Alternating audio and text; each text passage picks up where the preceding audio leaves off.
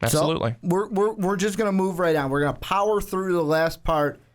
We'll start with the North again, then we'll go into the South, then we'll give our prediction for the title game. Who wins the North? I'm just going to come out and say it. Who is king of the North in the Pac-12? Can I be wrong and then change? Can I be a Ricky? Can I be wrong now, change it later, and go, told you they were going to win? No. Only I can do that. Only I have the power to do that. Only Ricky has the power to be a pain in the ass. I mean, it's when you got a curse like the kiss of death, you got to be able to change. And you do, remember, I fans, destroy remember, teams. Listeners, you do not want Ricky to pick your team, because if he does, you're screwed. But I believe it's only for national championships. I don't know if it's for Pac-12 I don't think so. I think it's pretty much for anything you predict. I think I picked Oregon last year. I think it's for anything you predict. Yep. Who do you got winning the North?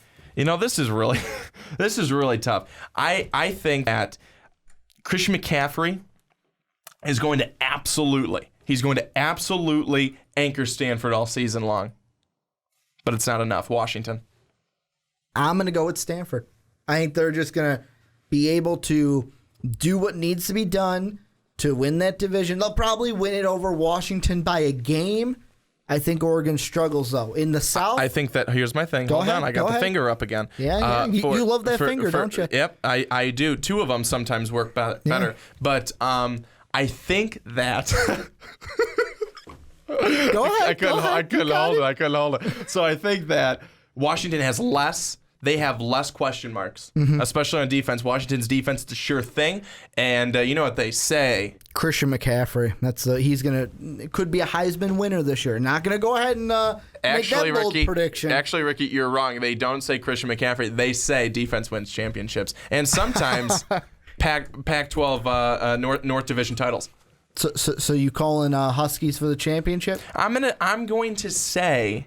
So on shoe win, you should basically buy the Huskies. You should bid on the Huskies. That's what you're saying, right? Yeah, on shoe win, get the Huskies. But on shoe out, I would not pick them. I would not pick Washington. What about the South? I'm going to go with I'm having a Stanford UCLA Pac-12 title game. That's it. It's going to be the Bruins and the Cardinal in the Pac-12 title game. Unfortunately, I have to be. I'm not with you on totally, but I am with you on UC. L&A. UCLA. Yes, yeah. I'm with you on UCLA. UCLA against Washington, and we'll see what happens. I'm going to pick UCLA. You're going to pick them right now? Yeah. UCLA over Stanford, and guess what? We're still seeing after... You know how I said I'm not ready to make that bold prediction for Christian McCaffrey? It's because I'm going to make this bold prediction. We're still going to see that asshole standing behind him when he loses to Josh Rosen going, Heisman! And then we're gonna have, and then when he doesn't win the Heisman again this year, everyone's gonna go, "Oh, he should have won it." That was annoying as all can be. He's a great player. Don't get me wrong. Shouldn't have won the Heisman. Yeah, shouldn't have won the Heisman. Yeah, I mean, maybe he has a season that can do it this year. I don't think it happens. Right now, my early bid would have to be Leonard Fournette, but that is going to do it for our Pac-12 preview, and I paused for a second because Brandon, we're starting a new segment here at the end of these Pac-12 these primetime podcasts. Got any pop culture for me to end the podcast? You know, Ricky, I do, of course. Any Jennifer Aniston breaking news for me? No breaking news with Jennifer Aniston. Not today. Cool. As some people would think she's still hot at 50 years old, but the breaking news in today is that the FBI director James B. Comey said Tuesday that the Bureau, the FBI, Federal Bureau of Investigation, would not recommend criminal charges against Hillary Clinton for her handling of classified information when she was Secretary of State, lifting an enormous legal cloud from her presidential campaign less than 2 hours before she boarded Air Force One for her first joint campaign appearance with President Barack Obama. Trump ain't happy about that, baby. And you know what I have to say to that is that if it continues here in America that if you have money and power, you can get away with just about anything you want.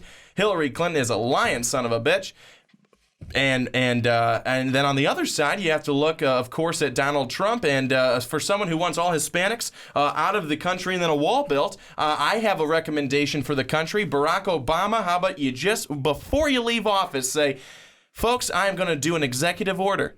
I am now president for the next 4 years. Barack Obama, 2016. That's what I'm saying, because guess what? We have no better choice. And that's coming from Brandon, who cannot stand Mr. Barack Obama. But that's going to do it for the Primetime Podcast this week. We ended a little politically on this one. You're trying to catch me off guard, Brandon. But if you're on SoundCloud, go ahead, hit that repost, that heart button. Like and subscribe on YouTube. You can follow us on Twitter. I'm at Ricky Widmer. Brandon is at young_swan19. Most Valuable Podcast is at Most Valuable Pod. Go check us out on Patreon, patreon.com/Most Valuable Podcast. We will talk to you guys next week, but as always, have a good day, everybody. Thank you for listening to this MVP podcast. Follow us on Twitter at Most Valuable Pod for more great podcasts.